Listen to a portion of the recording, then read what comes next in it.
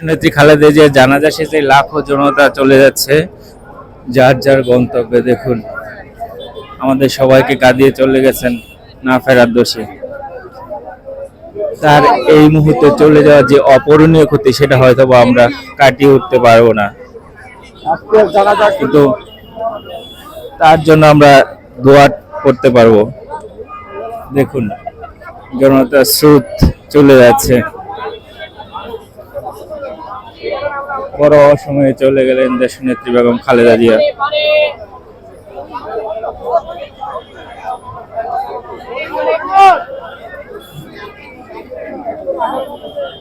স্বাধীনতা তিনি দেখে গিয়েছেন, কিন্তু স্বাধীনতার স্বাদটা গ্রহণ করতে পারেননি।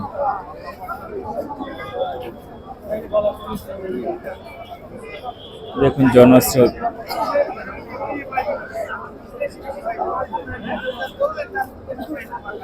জানাজার ব্যবস্থাপনা বলতে গেলে, যদি মাইকের ব্যবস্থা করা হতো তাহলে যারা জড়ো হয়েছিল তারা জানতে পারত যে কখন জানাজা হচ্ছে, বা জানাজার মধ্যে যে তাকবীর গুলা দেওয়া হয় সেগুলা সহজে শোনা যেত। এই জন্য দীর্ঘক্ষণ দাঁড়িয়ে থাকতে হয়েছে সবাইকে। সবাই অনিশ্চয়তার মধ্যে ছিল। যদিও সময় দেওয়া হয়েছিল দুপুর 2টায় জানাজা হবে, সেটা হতে হতে প্রায় 3টা বেজে গিয়েছিল।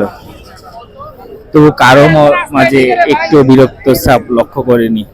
সবাই সুশৃঙ্খল ভাবে প্রখর রোদের মাঝে দাঁড়িয়েছিল। কারোর মধ্যে কোনো ক্লান্তি ছাপ ছিল না কোনো হতাশা।